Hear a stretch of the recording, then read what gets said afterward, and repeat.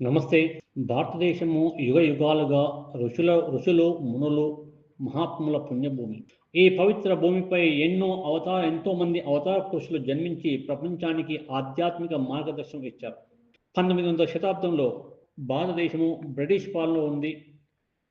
అప్పటి సమాజంలో మూఢనమ్మకాలు, కుల వివక్ష, పాశ్చాత్య ప్రభావం పెరుగుతూ ఉంది.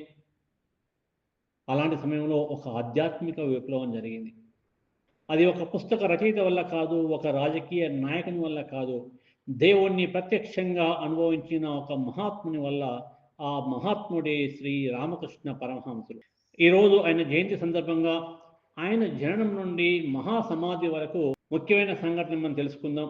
శ్రీ రామకృష్ణ పరమహంస వారు 1836 సంవత్సరం ఫిబ్రవరి నెల 18వ తారీఖున పశ్చిమ బెంగాల్ రాష్ట్రంలోని కామారపుకూర్ అనే ఒక చిన్న గ్రామంలో జన్మించారు. ఆయన జననామం గదాధర్ చట్టోపాధ్యాయ. వారి తండ్రి కుదిరాం చట్టోపాధ్యాయ. వారు ఎంతో భక్తి శ్రద్ధ కలిగిన ఉత్తమ బ్రాహ్మణుడు. వారి తల్లి చంద్రమణిదేవి పవిత్రమైన దైవభక్తి గల స్త్రీ.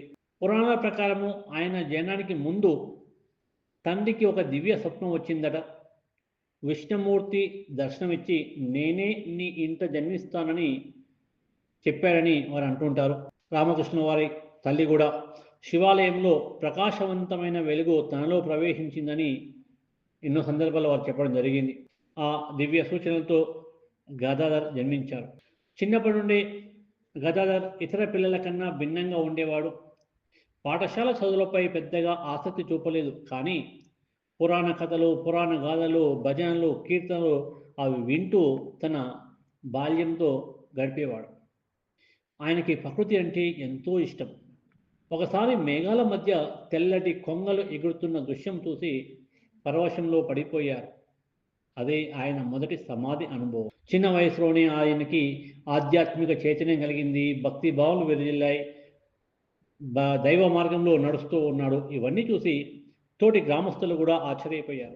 అనంతకాలంలోనే వారి తండ్రి మరణం ఆయనపై తీవ్ర ప్రభావం చూపించింది. దీనిలో ఆయనలో వైరాగ్యం అనేది మరింత పెరిగింది.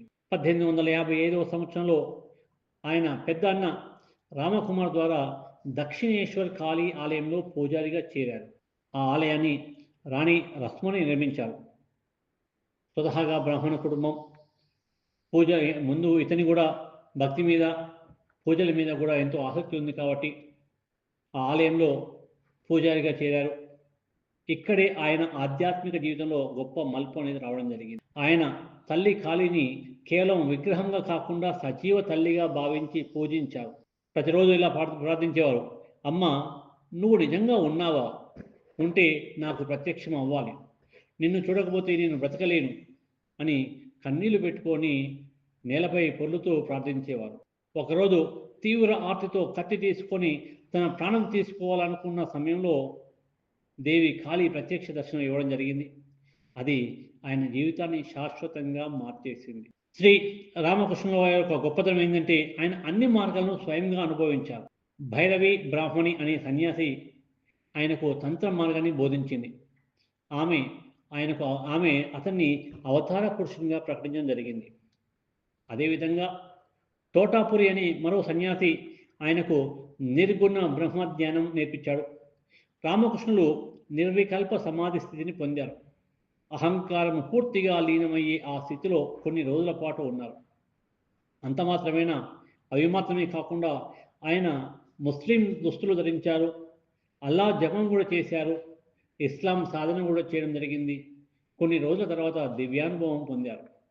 అది మాత్రమే కాదు, రామకృష్ణ పరమహంస వారు బైబిల్ కూడా చదివారు. యేసు ధ్యానం కూడా చేశారు. యేసు దర్శనం పొందారని చెప్తూ ఉంటారు. చివరికి ఎన్ని మతాలు ఉన్నాయో అన్ని మార్గాలు ఉన్నాయని వారు చెప్పడం జరిగింది. ఇక వారు చిన్న వయసులోనే శారదాదేవిని వివాహం చేసుకున్నారు. తర్వాత ఆమె దక్షిణేశ్వర్ వచ్చి ఆయనతో నివసించింది. కానీ ఇది సాధారణ దాంపత్యం కాదు. రామకృష్ణులు ఆమెని దేవీ స్వరూపంగా పూజించారు. శారదాదేవి తర్వాత ప్రపంచానికి హోలీ మదర్గా మారింది. వీరి శిష్యులలో ముఖ్యమైన వారు నరేంద్రనాథ్ దత్త. తర్వాత అతన్ని మనము స్వామి వివేకానంద అని మనం చెప్పుకుంటున్నాం. నరేంద్రనాథ్ ఒకరోజు అడిగారు, స్వామిని, మీరు దేవుణ్ణి చూశారని. రామకృష్ణ పరమహంస సమాధానం ఏంటంటే, నిన్ను చూస్తున్న దానికన్నా స్పష్టంగా చూస్తున్నాను అని చెప్పారు. ఆ మాట నరేంద్రనాథ్ యొక్క జీవితాన్ని మార్చేసింది. తర్వాత వారే వివేకానందంగా మారి ప్రపంచానికి మన భారతదేశం యొక్క ఆధ్యాత్మికతను పరిచయం చేయడం జరిగింది. 1885 సంవత్సరంలో వీరికి గొంతు వ్యాధి రావడం జరిగింది. వైద్యులు క్యాన్సర్ నిర్ధారించారు. తీవ్ర వేదన ఉన్నప్పటికీ శిష్యులకి ఉపదేశాన్ని మాత్రం ఆపలేదు. 1886 సంవత్సరం ఆగస్టు 16వ తారీఖున వారు మహాసమాధి పొందారు.